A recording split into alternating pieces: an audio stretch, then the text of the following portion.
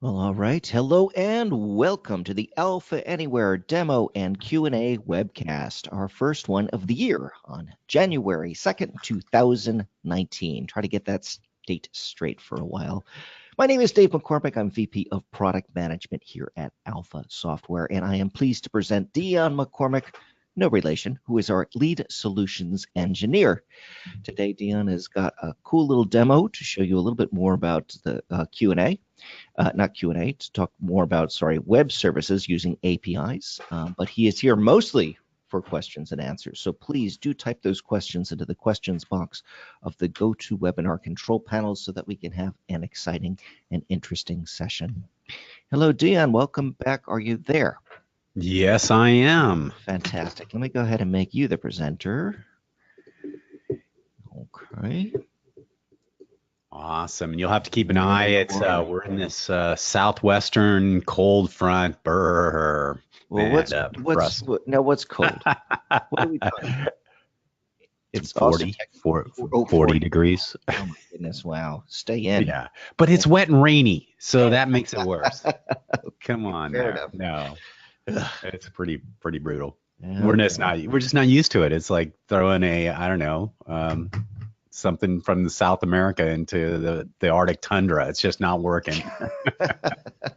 I do live in Austin, and I'll tell you, if it freezes, boom, 3,000 car wrecks, like instantaneously. It's just like nobody has any idea what to do with ice of any kind. Whereas you go to like Chicago or Boston, they're like, actually the car wrecks go down because they become better drivers because they're in that environment or something. We're finally paying attention. Yeah. Well, thank you, everybody. Hey, thanks for joining me. And I know everybody's getting geared back up after watching all those amazing ball games. Go Tigers, LSU won. And also UT won. Wow, it was kind of a good day yesterday as far as our neck of the woods here. So it was really, really fun. And I hope I'm not offending any of our esteemed developers out there from other parts of the country.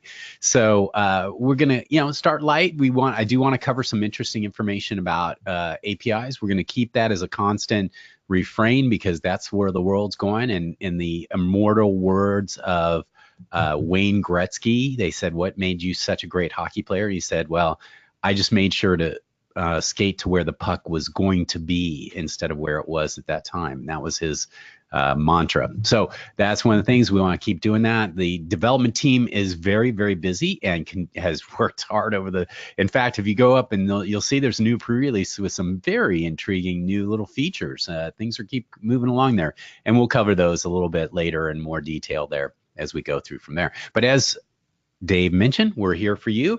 Do take the time to go to your GoToWebinar control panel and put any questions in there. We did receive one question. I want to say thank you to the gentleman. He sent a question regarding about how opening up forms in a view, and I'm sorry we can't get to that today. We're researching it. We're going to get back to you, so we wanted to say thank you very much. We always regard that highly. We have one other two that got queued up. We just haven't had a chance to. We just all are getting back up to speed, so we have not forgotten those requests, and we'll be working through them diligently. And we always want to say thank you for sending them to us. That allows us to kind of get prepared when we do have time to get prepared. And if you have any questions, put them into your GoToWebinar questions area, and Dave will be monitoring those, and we'll get to as many of those as possible today. In fact, we should have a little bit more time today to get at it. So we've kind of touched on this, and I kind of want to keep touching on this. And I know it says 2018 up here because this is when it was presented, but here's the items that are in progress, and we want to keep you posted on that because the development team is working an enormous amount of time and effort to continue to push all the capabilities ahead very, very quickly. First and foremost, you'll see some of the new one of the most important things that I think they've been working on. Everything else is, again, creating more and powerful user interfaces and easier to style and make look great, etc. And actually, there's a new feature in the newest release where you can actually show and hide columns of a list control. And I actually had a number of people who wanted to basically on the fly be able to have the user tell, like, okay, I'm looking at like the first 4 quarters of next year, but I only want to see as one Q1. So I don't want to actually show the columns for those other months or whatever. And so there's definitely techniques you can do in the grid, but now some of those techniques are starting to come to the UX builder, and it's really, really cool in terms of the list control. So check those things out, keep an eye on that, and you'll see these things go through. But also very, very important is the API elements, the continued work that's going under the hood to increase the capabilities of Alpha. And in fact, I've had a couple projects recently working very heavily on integrating with APIs, and the tools have just become really, really simple. And we're going to be highlighting some of those, especially as it goes to using APIs to present data on the user interface. We will have some special guests, Scott, coming up very soon to show you some of the neat techniques we put together and show you some of the power of how it actually reduces your maintenance stuff because of the flexibility. So we're going to be covering those in future sessions as we go through there. But I want to touch on a couple things. One is want to talk a little bit more about APIs today. And again, I'm not going to spend too much time, but I want to keep a focus on this because Alpha has put a lot of time and energy into it. And it's really a powerful tool set that if you haven't been starting to use it, you will in the future because that's where the world's going. But also more importantly, the technology is rapidly. I even see new enhancements to how it works in the latest releases, which has been very, very fun there. So very important is that, the world's kind of going to an API-centric design. I'll talk a little bit more about that in a moment, but I want to kind of give you some interesting statistics that I kind of pulled from the last, say last year or so. First and foremost, you'll notice, and this is an intriguing one, this shows you the different languages that are used by people to develop APIs. And I think this is really to provide APIs or consume them. It's kind of a little bit of both, providing and say publishing and consuming them. But you'll see almost 50% of it, and I hope you guys can read it, but it says Node. So Node.js is the #1 tool that people use to develop and deploy APIs. And what's interesting is Node is built into Alpha, and there's a lot of integration technology that's built into it, and the team is actually working heavier to integrate that more tightly into the Alpha development environment. Excuse me. And so we are following the industry trends because one of the other things about Node, which is really cool, is that there's a huge amount of libraries that come with Node. It's very well supported out there. And we'll actually do some interesting Node presentations a little later this year. It's a bit more of an advance. It's more of a programming oriented kind of focus, but definitely show you some of the cool things you can do with Node and with the new capabilities that are built into the tool. But you can see the #2 one here is the Python language. That's very, very popular, getting more popular. It's such a very flexible, and also Python is super powerful. Again, has a large number of libraries, but also has a large number of built-in sort of string manipulation. So if you're doing anything like search or heavy stuff like that, that's really handy there. And then also you'll see on here is PHP, which is about 14%, and mainly because two reasons. One is PHP is extremely widely used for people doing front ends, but also PHP has a number of frameworks that allow you to develop APIs and publish them and things like that. But I think the most important takeaway here is the fact that Node is really #1. Node is built into Alpha, and we're tightly integrating that capability in Alpha, which is going to open up a whole range of things that it already is underneath the covers. You may not know it, but a lot of things are happening because of Node, and we're going to be continuing to focus on that. And it really allows us to do some really fun stuff from there. And most importantly is you don't have to worry about knowing any of these languages because Alpha has all the built-in tools to both publish and consume web APIs, but the underlying technology is available and handy from that standpoint there. Another thing, and this is a little geeky, but the percentage of APIs by content type, and you'll see the #1 by a large number is application JSON. So that what this means is the data that's going back and forth between API calls is JSON. And you'll see the other one is SOAP. You'll see it's really reduced heavily. There's some other ones in here. XML is actually down here around the 10% level, etc. Excuse me, I'm getting over a little cold, so I've got a little cough, so I apologize if I go offline for a second there.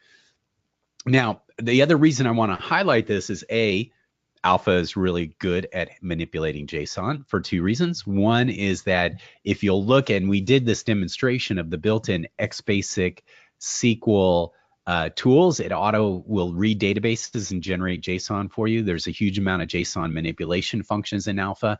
And also more and more, Alpha is taking and embracing JSON templating in the ViewBox and other technologies to give you those functions to be able to easily read, consume, modify, do whatever you want, and then send back JSON. So the world is going to JSON. Alpha is highly suited towards that. And you'll find that when you start manipulating and having to work with JSON, i.e., let's say you're reading a web API and you're pulling JSON in, you're going to find it's very easy for you to sort of rip it apart, get the data you need, manipulate it, etc., because of all the nice features that are built into Alpha. So Node and JSON are there. Now, this is an interesting one, and I wanted to bring this up and talk about it for just a few minutes. And we're going to go into this a little bit more detail, probably in a month or so. But I want to give you a heads up on something that's very interesting happening in the marketplace, and it has a lot of sort of what's neat is it's a level of maturity that's going on in the marketplace that's we're gonna pay off big time for us because we're used to this kind of stuff. There's a technology called GraphQL. So you'll notice the percentage of APIs using GraphQL. So these are all the APIs in the world, meaning that when you call it, it gives you back like a set of JSON with a normal, like an endpoint and a JSON.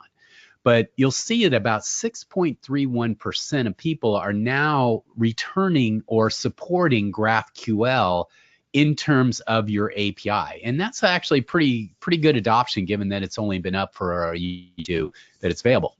And I want to let you know what this is because it's going to become more important down the road how it is. So what is GraphQL? GraphQL is a syntax that describes how to ask for data. And as you can kind of see from it, think of it as SQL for APIs. So, and that's why they call it GraphQL, because instead of structured query language, it's, graph is really what people use to describe web kind of API structures. So what is it and why is it important? Well, it was developed originally by Facebook. They actually did the base engineering on this in supply. And really, it was to help simplify the development of applications against APIs, and also, very importantly, simplify the maintenance of APIs. And so let's talk a little bit about why you would need this. So here's an example, and this comes from the Facebook world. So you'll see that you have on the right, if you look at it, you have, for instance, a person puts out a post, and then there's a series of likes, and these likes might not, they have a name and an avatar that's associated with it. So if you look at the SQL query here, you'll see you have a SQL, I'm sorry, not a SQL query, but the JSON API, you have a title, which is the name of the title, and then you have a sub item, which is the likes. And so in this case, when you originally developed this, you would add, let's say you only wanted my first post, like if you just wanted a list of the posts, well, you wouldn't want to pull all this data down. So that what they did is they would create an API that would only give you this title data. And that was API number one. And then API endpoint number two was, I'm going to give you the title, and I'm also going to give you all of the likes that are associated with it. So now they have to maintain two API endpoints. And as you can see, this is a very simple example. If you have an ERP system with multiple layers of data, you could have hundreds of APIs that are connected to do it. And that was kind of the history. APIs tended to be very single endpoints. Like I want a customer name, and this is the endpoint I go to. I want to do this, I go there. So they thought about this and they said, it's going to go crazy. We're going to have like hundreds of API endpoints. Then people who are building this are going to have to manage all that. They said, is there a simpler way? And they came up with GraphQL. So in this case, again, it would require two endpoints, one for just posts and one for posts and likes. It doubles the API, and it also creates a very fixed and flexible structure, meaning that if I go change all my structures, then I have to rewrite a whole bunch of endpoints. So this is kind of experience that they have gone through that you haven't so far. They kind of said, hey, there's got to be a better way to handle this. So and this that's is where actually they came up without GraphQL. Yeah, that's correct. Okay, exactly. That's a good point, because I want to be clear on that. So without GraphQL, this is kind of the impact. You have a lot more effort to it. So currently, this is the structure. It's like you have these endpoints to go after these pieces of data, like you're looking for particular information. With GraphQL, like SQL, you can now have like a interim layer where you give it a message and then it goes out and gets the information and brings it back. So now instead of having to maintain 1, 2, 3 different endpoints, I only have one, and flexibility. And since I can kind of cover it here, I can change all these at will. So it's very much like SQL query or SQL. Like in the early days, you had flat files and you had to read and write flat files. With SQL, it produced a whole bunch of ways for you to make it easier to manage and interface with your data and hide the data behind it in terms of creating views and other things like that, so that it made it easier for the developer. And to give you a realistic example, it's very simple, is that when you do a query, you give it a special name. And I'm not going to go into the details. I just kind of want to show you here where when you submit the API request, when you do a web API request, there's a specific thing called query. And then in your brackets, you tell it what you want back. So I want some stuff. I want a certain set of stuff. So for instance, I can say, give me a query and give me the eggs, shirt, and pizza. That's what I would like from here. But then the next time I run this, I can call the same endpoint and say, oh, I just want to query with just the eggs and get rid of the shirt and pizza. So therefore, in my API call, I give it this query, and then on the API endpoint, it reads this and says, oh, in this particular case, this person just wants these 3 items or this item from here. And there's a lot of really good examples.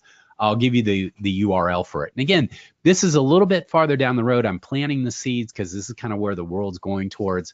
But this is very powerful because you think about it, we have things called connection strings, and then we emit against those connection strings. What do? Queries. And those queries are either update queries, insert queries, delete queries, or select queries. So Alpha, actually, you may not know this, but we have a new technology called custom query strings that allow you to wrap APIs as basically and make it look like a connection string. So it looks like a database to you. And as the industry embraces GraphQL, which it is, as you can see, within literally a year or two, 7% of all the APIs are now using this technology. So it's taken off like wildfire. We're going to be able to easily map our connection strings into this query technology, and it's going to make our lives a lot easier in other pieces here. And so that's called GraphQL. And I just wanted to kind of put that out there. It's at graphql.org. There's a lot of really great examples you can check out. It's very interesting from there. So I'm not going to spend any more time on it. I would suggest they have some really nice little videos within 5-10 minutes. You get the idea. If you've been doing database design, you already understand the power of having SQL, meaning you don't have to know anything about the database. You just say, here's my query. This is the data I get back.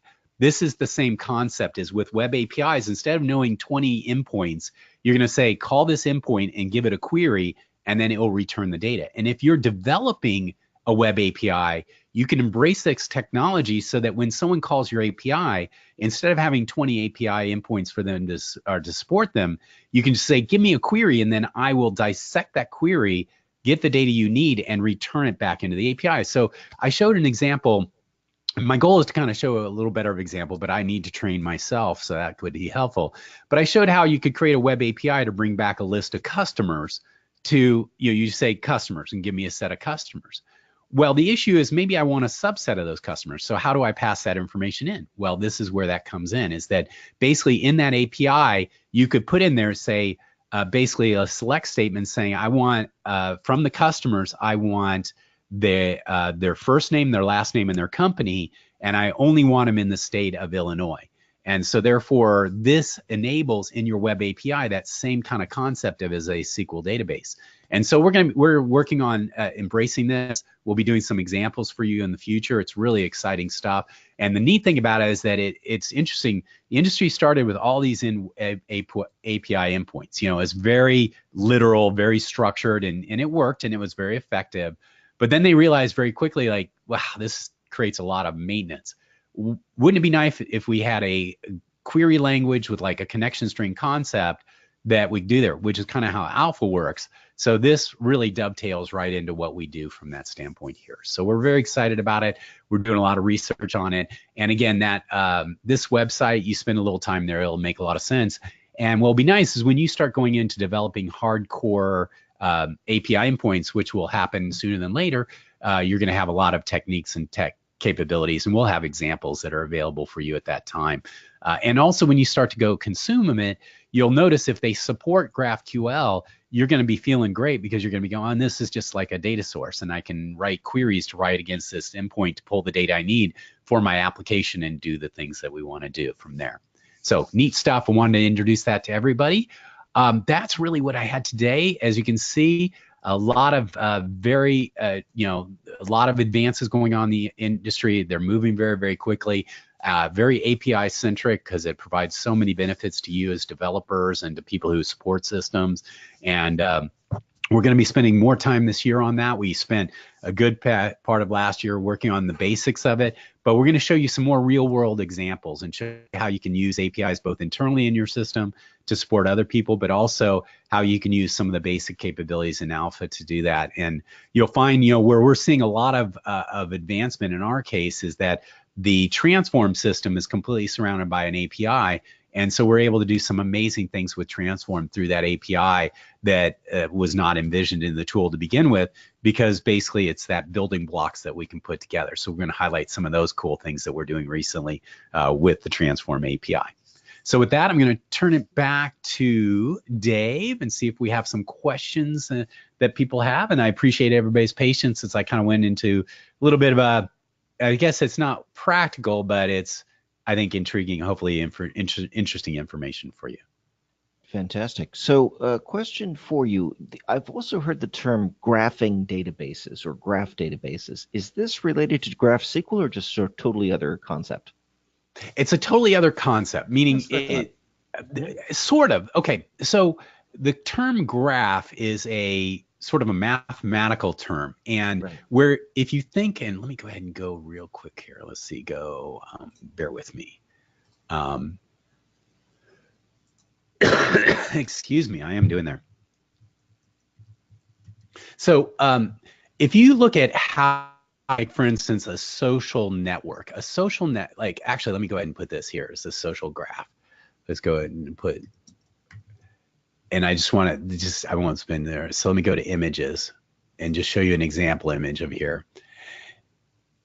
Social graphs are not necessarily hierarchical. So let me go ahead and show you how this looks like. And I'm opening up an image here for you to see, and it'll slowly go there. So you can see it's not a hierarchical structure. There are hierarchies in here, but it's more of almost, I see it almost like neurons in your brain, because there's one-to-many connections between each particular node. And so this concept is called a graph. And so a lot of modern systems have to deal with this. I mean, social media, Facebook, any of these kind of elements there. And they're very flexible because you don't have this structured hierarchy. You can connect things on the fly, but it provides a whole new level of complexity. So what they're doing is developing databases that have certain capabilities to say, okay, query this node and give me all of its immediate connections. So how would you do that in SQL? It's kind of a pain in the tail. But with some of the built-in functionalities of graph databases, you can say, give me this point and then give me everything within 1 or 2 sort of distances from me for this particular trade. Or maybe I want to go here, but I only want to look for certain paths and stuff like that. There's a whole science around this, and it's really heavy duty math that gets into it. So they're building graph databases that allow you to store this data to make it easier to query against it, both store it, update it, and query against it. That's the concept of graph database. Now, the reason they say GraphQL is that there's similar kind of thing is that you maybe have an endpoint, and then behind that you have a whole bunch of other data that's associated. So I think they're just kind of piggybacking on the concept of, instead of a whole bunch of point-to-point connections, you might have a point that then connects to other things through a graph in terms of how to do it. And it probably sounded really cool. So that's probably what they came with that name. So that's a little bit about graphs. Again, if you're doing more social media kind of stuff, that's where this is heavily kind of grown the last decade or so, because your social network is basically a graph that looks like this. And there's a lot of technology and horsepower that goes into maintaining that, structuring it, and then more importantly, it's querying it. It's like, so when I go on to Facebook or something like that, and I'm this person, I say, I want to see all the latest posts by my friends. Well, I'm seeing probably the ones that are in my nearest group will be heavy weighted, but then maybe they'll do a query against something that's a little farther away. And therefore, you need to have certain technologies that make it easy for you to write those algorithms to say, okay, this person logged in, this is their person. Give me everything that's related to this person and then do it in this shape. And then as far as selling your data, they can infer from the connections between these things a whole bunch of data about who you are. So these clumps could be interest levels of different things you are. So there's many different, very sophisticated ways you can extract data from graphs to produce valuable data that can be sold or used to improve the user experience. Very cool. Thanks for that. Our first question was actually just one that had to do with the message board. Many of you are familiar with our message board, which you can find at, I believe it's Alpha Forum. Yeah, let's go ahead and dig it up. Message board. Also known as the Alpha Forum. And there it is. There you go, forum.alphasoftware.com. That's right. So many of the questions that you might be asking would actually take place in the one called the Mobile and Browser Applications Forum, which is down there under Alpha Anywhere, number that sees version 12. The person, though, who said, and you're not logged in, so this is perfect, actually. If you go ahead and click on that, if you don't mind, Dion, Mobile and Browser. Which one am I looking? I'm sorry. Mobile and Browser. Yep, you're right there. Okay. They were saying, I'm unable to post. So there are two things that might be the case. One is if you have not logged in, the post option is not available for you. So you do need to log in. Once you log in, though, the button that you need is called Post New Thread, and it will appear up at the top, right where that yellow notice is, right there. Right here. So, yeah. And I did just make a quick test. So everything is up and running, but if you do have questions, just go ahead and send it to guides, GUIDES, at alphasoftware.com. Customer service also provides service on the message board, so you can always send an email also to custserve@alphasoftware.com, and that'll go to a team of people who are actually a little bit more familiar with the message board, but either one of us can help you. So thank you. This is interesting. This is like source control on how to do, easy source control. I would definitely just get on Git. It actually is not too hard to do, but some people use Dropbox, some other things. It's a class there. So. Gotcha. All right, cool. Okay. Okay, next up is, how do you change the timeout of the Alpha application server in IIS? Yes, great question. And the way you do that is not on the server. That's the tricky part, is that if I go to, I'm going to go in here, I'm inside my development environment for folks who are new. Mm-hmm. I'm going to go to web, and then I'm going to select from here, my development server. This is opening up my built-in development server that's in my IDE. So I don't know if people are aware, most people are, but there's a full-flown Alpha application server built into your development environment. That's when you're running locally or in live preview, you're using that. And this is the standalone app server, and this is all the features that are associated with it. So if you were to run the standalone on a server, you would see the exact same thing. So you can see there's logging information, alerts, access and error, etc., performance. And if I go to the advanced tab, this is where you set the session time frame, lifetime in minutes, in 15 minutes. Now, so if you're on standalone, you just go to the server, you open up the control panel, you go here, and that sets the lifetime. Now, when you're on IIS, it's a different animal because we're running inside of IIS. So if you go to the project properties, and we go to, where is it? It's on, I think it's in project properties. Where is it? Forget. Oh man, I think it was here. I'm pretty sure it was here. Yes. Okay. So when you're working on IIS, we actually set the session lifetime in the project property. So when you publish your project, it's going to create an application on IIS. And when it creates an application on IIS, it's going to read this value and set the session timeout for that application on IIS at that point in time. So what's interesting is on IIS, you could actually have 10 different applications, and all of them have different session timeouts or lifetimes. Whereas with the standalone server, all of them are going to have the same amount because you set it at the server level.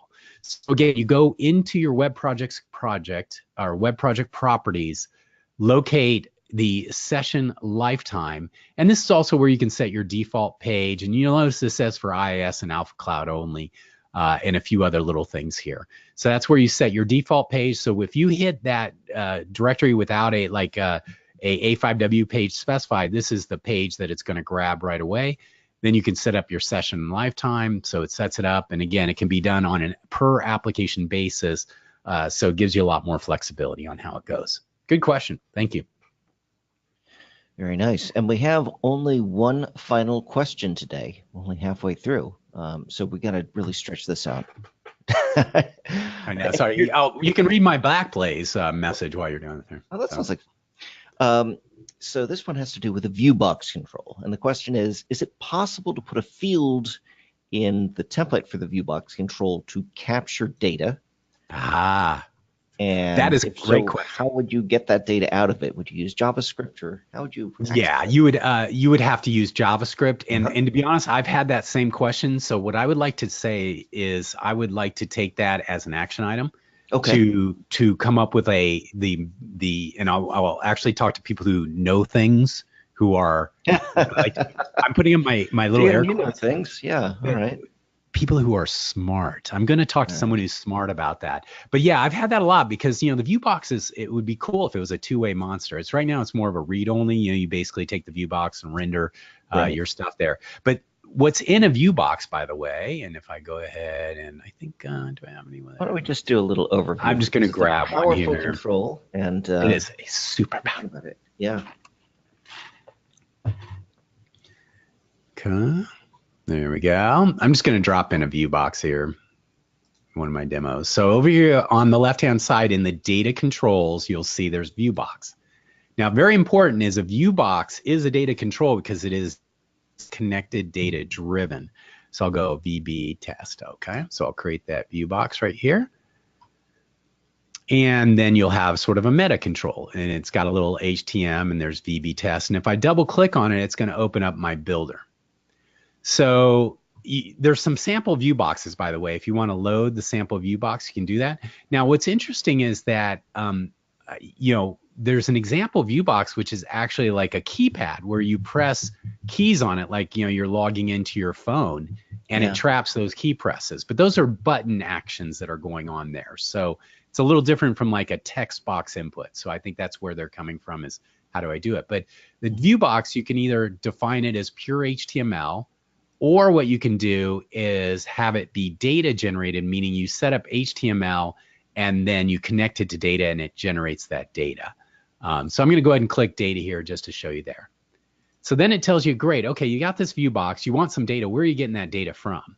So you can pick, if you have a list, on your system, you can actually connect it directly to a list box. But you'll see there's a bunch of other ones. And the one I'm very excited about is REST APIs, because you can literally create a view box that goes right against a backend API to pull data, which you could use things like that GraphQL and stuff like that. But I'm going to say static JSON. And I'm going to double click here where it says static JSON. And I'm just going to throw in some sample data. So you'll notice that it wants JSON. And you'll see that here is an array of JSON items here. And it's first name, last name, city, etc. Okay. So once we've done that, it's very much like the list control, because guess what? Here are your fields. It's read that JSON and you have these fields to them. Then you can go to the view box layout here, and much like a list control, you can sit there and say, okay, I'm going to add a first name. And it puts a first name in there. And then I can change the control type. And you'll see right now, there are labels, icons, images, ink, and then customize them. And this is possibly where we'll put in like the custom item. This is where you can create your own custom control, which is your own HTML to render a control. So that's all. I'll have to do that's my guess, but I'll have to look at that. That makes sense as the direction. And then that HTML would contain the text box or whatever. Right, exactly. So then I go here and I'll do a preview. Sometimes it's a little slow here. I apologize. And you'll see that it's just spitting out my first names here. There's no formatting to it, everything else from there. One thing that's cool about the ViewBox layout is that I can go here to add item, and I'm going to go ahead and put in there. But I can also do a container, and they have different containers. So it's very much like building a UX with containers. But the one I like here is the list row container, and I'll go insert around.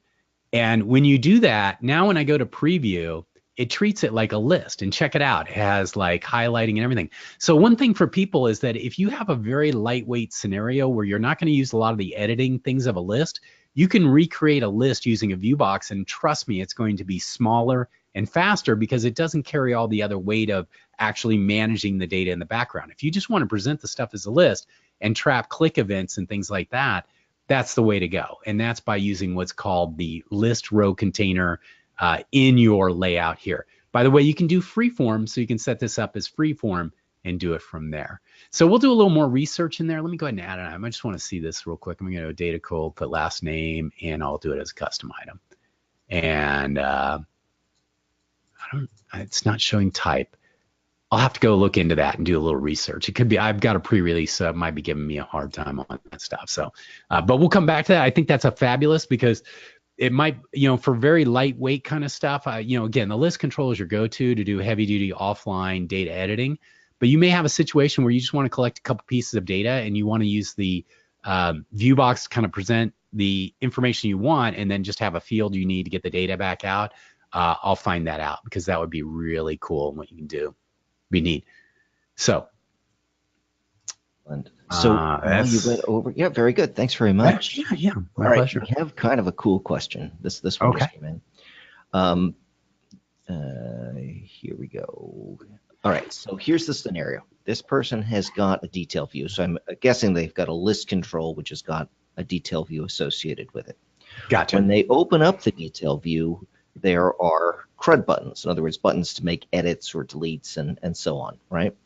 Right. But when they go to that view, they want to make a SQL call, and depending on what they get back, they'd like to be able to either enable or disable those buttons. Okay.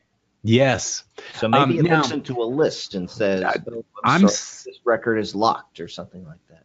Right. Now, since they're making a SQL call when they're going into the detail view, I have to assume it's an online connected setup. We're going to go with that. Yeah, right. Not yeah. Okay. Yeah, exactly. So the way I would handle that is the following: is that basically the way I do it for simplicity's sake is that I'll create a hidden field on my UX. And so what I'll do here is I'll go text box and I'll say button state. Okay. And in that button state, I'll go ahead and just do this real quick. I'm going to say the default is hide. Okay.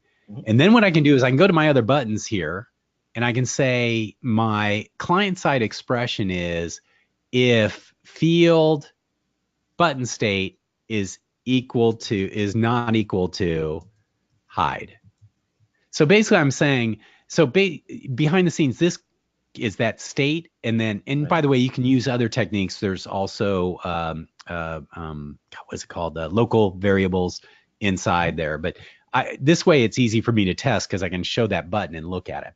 Anyway, so I set that up from there. Now that is just how I manage the show and hide of these buttons based on this hidden button state field. So they don't actually see this field, but in there I can refer to it. It makes life. And what's nice is Alpha will write all the JavaScript to keep an eye on this button. And if it changes, it will immediately change the enable, disable of that. Now, that said, what I need to do is when the person clicks on a row, I'm probably going to take them to show them this. And when I take them to show them that, I want to then update this button state so it's there. Right. So the way I would, go ahead. Yeah, I'm sorry. Go ahead. I was just saying that's exactly where I think we're trying to go. Gotcha. Yeah. Gotcha. So what I do is I'm going to set up a JavaScript action, and I'm going to create an action here. And this action is going to be, let me add a new action, and I'll update button state. And again, once I've done that, now I go in here and I say, do an AJAX callback to a function called update button state. Okay, so I'll create that prototype and I'm pasting it in here. So now it's part of my UX. So this function, there's a function called update that lives on the server. And when I run this action, it's going to run that. So I'll go here. So, okay, so I've got that action set up and ready to go. So in that action here, I will go in here and I'll go call the back in database and do the magic stuff. And then I'm going to say e.control.button state is equal to show, or whatever it happens to be. So basically you figure out what you want to do, and then you set the value of that button state to the new value. Now, when you do that, the system will automatically call back, set this field, and then these buttons will automatically update themselves based on that state. So I can immediately see, the impact of it. So when I navigate to here, it's going to make that call first, and I'll show you how to do that in a moment. It's going to update this button state, and then the moment this is updated, Alpha will say, oh, you know what? This is now show, so I'm going to show this. I'm going to enable the save button so they can enable the save button. Now, what I'll do is, now the issue is when I click on a customer here, I want to do two things. I want to go to panel card number 2, and I want to call that action. So I've created the action here called update button state. But actually what I'm going to do is I'm going to edit that action, and I'm going to do the following. I'm going to add a new action here, and I'm going to go panel action, and I'll go set active panel to be, that's 2. Okay, and bear with me, and I'm going to go back up here. So I've got an action in here. We'll do two things. When this action is emitted, it's going to take me to this, but it's going to first do an AJAX callback, and actually I want that to go first, and then it will do the panel action to go for there. So it's going to do two things. It's going to call back to the server, run that function. That function is going to call back, set this button state, and then what will happen is then these buttons will update accordingly. Now, if I want this to be synchronous, meaning do not go to the next panel until this callback is done, you can click this button right here. And what it will do is it will do the callback, then it will come here. So now I've got this, and let's actually rename that. We'll call that navigate and update buttons. So that way it's a little bit easier, because there's actually two things going on here. It's doing the callback to set this field, and from there. Now what I can do is I go into my list customers, into that into the list. I go to list properties. Oh, it can't touch the database. Oh, you guys. Oh, I just updated my system. On here in this list is a, and actually, let me just find another list here. Oh, darn. Let's see. That's a grid. Let's see if I have one that has it. I want to show you where to put it, because then what you can do, sorry, my system blew up last week. Let's see if it gives me the same error. List properties. Yeah, I have to reconnect it to a local source here. Anyway, in list customers, you go to the list properties, and then you go to the on-click event. If you click on list properties, it goes down to the on-click event, which is kind of down here towards the bottom part. Mm-hmm. And then in the on-click event, you can run that action, that JavaScript action. And actually, you'll see here, if you just put this dialog object run action and then the name of the action in that on-click event, then this will run this action and perform those two items, which calls back to the server, does the database update, then sends a message back here by putting the value of the button state there, and then updating there. Technically, you don't have to have this button state. And that's the other thing I'd like to let you know, is that if you wanted to, instead of, if you'll notice, if I go back to my xbasic function here, right now what I'm doing is just saying e.control, but I could do the following. Say update button state is equal to, and then I can do like a dialog.object dot set visible, or I don't know the exact, but I can emit of this, like, I wonder what is a visible one. I'm not sure. But what you can do is you can actually just send back action, literal JavaScript that will show or hide those buttons or do there. So I use this because then it's easy for me to test. I don't have to look at JavaScript or anything. I can see, and then also managing it on there is easy. I just use the expressions. But if you want to, you don't have to use that method. You can literally just send back the JavaScript that will set the state of those buttons to say be enabled or disabled. And there's a built-in dialog object that allows you to do that. And all I do is I call that xbasic callback. It does the query against the database, and then depending on what happens there, either sets a hidden field that sets those things, or I set up a bunch of, action JavaScript that then, not action JavaScript, but JavaScript that then modifies those fields. Like it could be highlighting them or changing their color or anything you want from there. And if you'll look, there's actually documentation in here that talks about, like, for instance, you can set the name of a value, or you can set a color, the font size. So you can change anything about those buttons you want to doing this methodology. But you can also, if you want to, just submit JavaScript right back, and that JavaScript will, allow you to do anything you want, to show, hide buttons. You can actually have it navigate to other pages, many different things that you may want to do. Because once the JavaScript comes back from this function, the browser on either the mobile phone or the web browser on the desktop just executes that JavaScript and does it, and it will do whatever you want it to be. I hope that gives you enough ammo to be dangerous. Fantastic. And actually, some of the JavaScript that was necessary, it was sent in to us by one of our people watching now. I know they're right on top of it, so if you want to go in the chat window and steal that JavaScript, you can. There you go. Yep. Okay, so now I've got here, let me go here. I'm going to just do this right here. I would go right here, and then I'm going to paste that right here. Okay.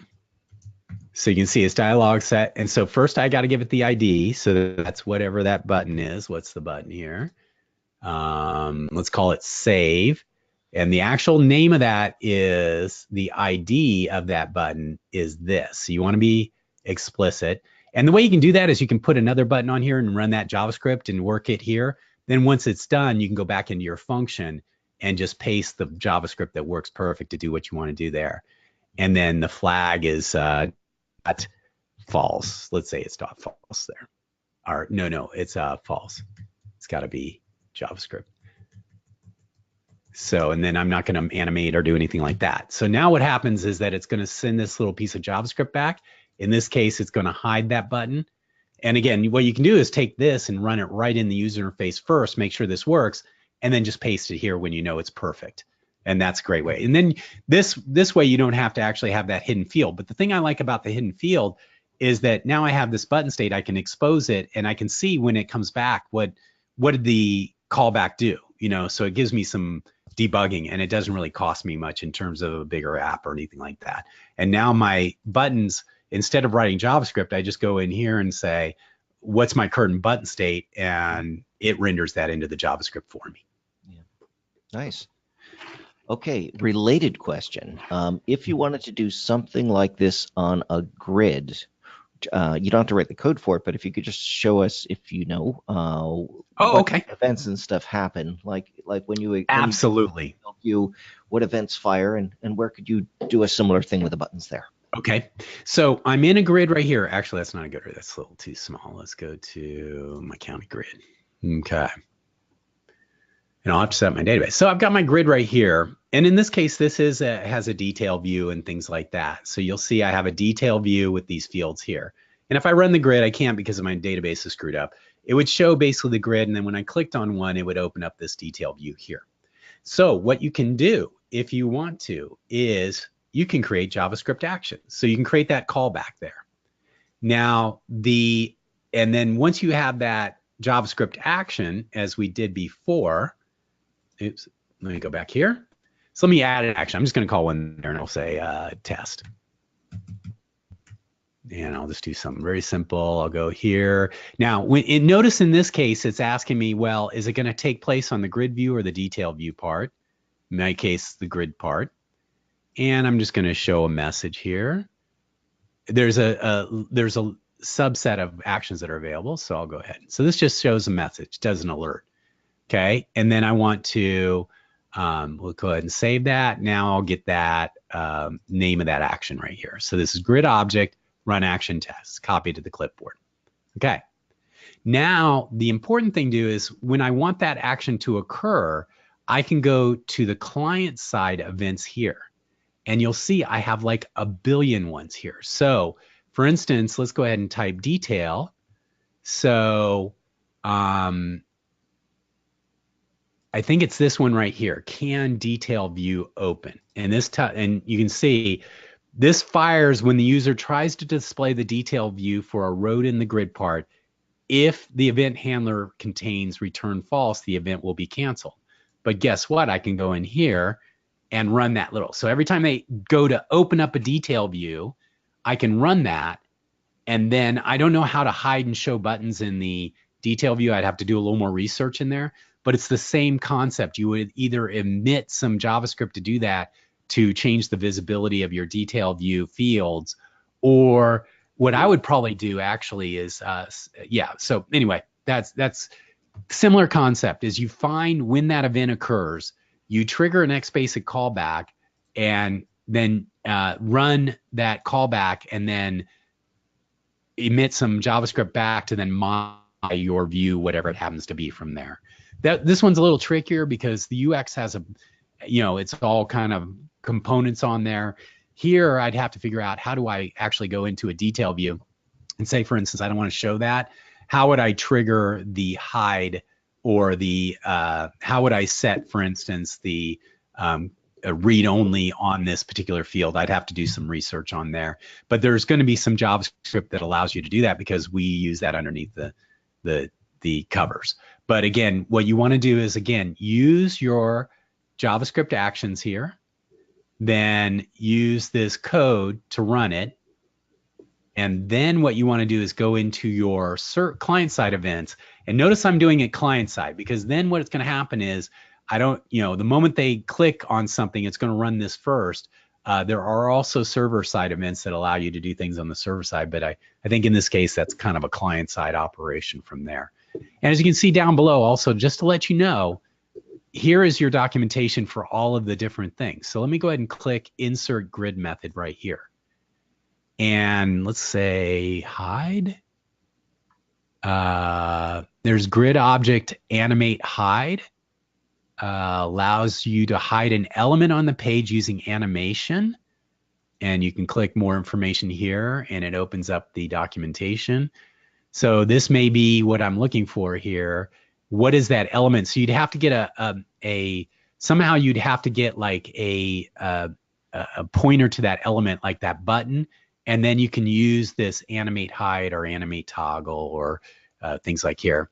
You also have things like showing and hide grid columns, and you just have to do a little research here. But all that documentation is right down here in Insert Grid Method. And that, if you click on there, it opens up all the different potential grid object things. So you can delete, you can do an enormous amount of things in the system, because they're all exposed behind the scenes, and allows you to do that. Excellent. Very good. I think we have a question here which looks about working preview, and yes. Why is it different than live preview? Why do we have two previews? I know we get these questions, but because Alpha can't just do it one way. We gotta have two ways. Okay, working preview, and this is like started to blur a little bit because of some recent changes in the last major release, not like a month, but about 6 months ago. Working preview uses an internal web browser capability. The original was the working preview uses an internal web browser, and you don't actually, it all stays within the development environment. So when I say working preview, it basically renders it right within the development environment. When I click live preview, the system actually publishes to the hard drive all of my files. Then it launches in a web browser within my environment those set of files. And in fact, if you go to your hard drive, and let's see if I can open this up here. Yep. And let's go here. If I go to this PC, okay. When Alpha installs the system, it will create a folder called A5 WebRoot in the C drive. And you can modify that location if you want. And if I go into A5 WebRoot, whenever you publish to here, it's going to publish a folder with that information into it. But you'll notice there is a folder in here called Live Preview. So it's actually, if I go there, my case, it's C A5 WebRoot Live Preview. Now, I haven't done a live preview here, but what it does is it actually takes all these files here, both the files in your grid or component, plus all the associated files it needs, publishes them into this folder, and then literally launches this with the built-in application server within a browser running inside Live Preview. And so that allows you to then run on the browser in the environment. So the way I put it is that working preview is quick and dirty. It allows you to, it's fast mode. You don't have to go through that publishing step to get to see what's going on there. So it's most of your stuff. But there's a couple limitations. For instance, in working preview, the security system is inactive. You can only do that when you're in live preview or when you publish locally. So working preview is kind of your day-to-day, but when you start adding security into it and you want more fidelity in terms of what's going on, you'll see the live preview is going to be your best bet in terms of going on there. So the major difference between them is working preview uses the internal, it does not publish the files, and there are certain limitations around what you see in live preview, meaning mainly the security system is not enabled in working preview. So if you're doing any kind of security stuff, you have to be working in live preview. And then also live preview gives me more fidelity. The other thing that's nice about live preview too is you can open up the Chrome debugger. So if you want to look behind the scenes to see what's going on from there. One thing you'll see over the next year is that more and more, there were some fundamental changes to how we interact with browsers built in the IDE, a whole new set of capabilities that were introduced behind the scenes that you haven't even seen, and they're just in the core technology.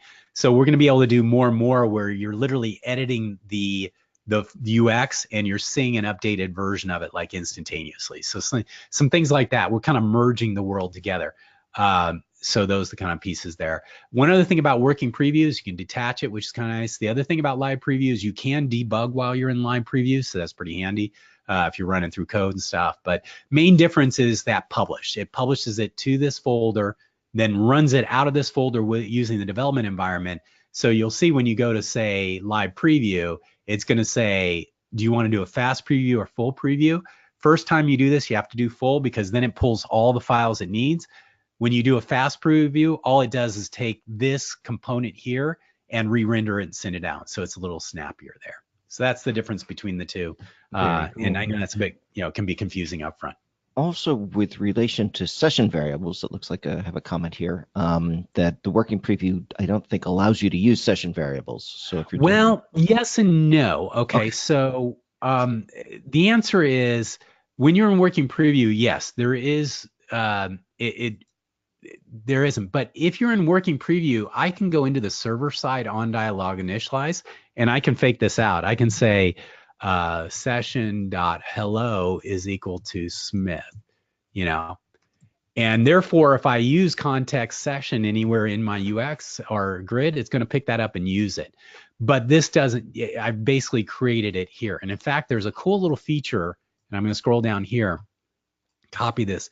If you on the dialog initialize, if you go down to line 94, you can see there where there's a little script that says, if you run this script, it will tell you whether you're running in working preview. And if you are, then you can set those session variables temporarily. And then when you publish this to live preview, it will ignore this code. So it's a cool little debugging tool that allows you to kind of fake out session variables while you're in working preview. So you essentially hard code your session variables, which is very handy for grids and other things like that. And then when you publish it, this code will make sure that you don't have those hard codings still working, meaning they will look actually in the session context object and say, hey, is it there? And is it available from there? Excellent. So we have one final question, and we may need to get back on this one, but it was sort of, what is the recommended options for a new alpha developer to learn web applications as opposed to mobile applications? We do spend a lot of time on mobile, but and we have tutorials and stuff around that. Probably the best thing would be just send an email to guides@alphasoftware.com, and then we will have Sarah and the rest of our team find you the best tutorials and documentation to look at when you're doing web things. Yeah, and in here there's a lot of how-to and user guides that are available. So that's definitely a good start, right? Yeah, go to documentation, go there. We will have an announcement pretty soon. We've been working on some training initiatives that are kind of going through the final approval stages. Yeah. That for people who are looking more for that core step-by-step training to start out with, especially newbies and people who just want to build, like not just know the basics, but like advanced web, advanced UX and things like that, better understanding the security system, will be coming out shortly, but we're waiting to get full approval from the team and stuff, but we'll be announcing that really soon. Should be fun. Fantastic. Great. Excellent. Hey, well, thank you very much, Dion, and thank you, Hey, everyone. my pleasure. Come to the end of our time, but I appreciate everyone joining us again at the beginning of this new year. If you do have questions before next week, please send them to guides, GUIDES, at alphasoftware.com. A copy of today's session has been recorded and will be posted soon to YouTube and to Vidler. If you need a link to the library for those, again, send an email to guides@alphasoftware.com, and I would be happy to send you the link to that playlist. All right. I hope to see you all next week and also next Tuesday, the next Transform Tuesday. Have a great day. Bye-bye.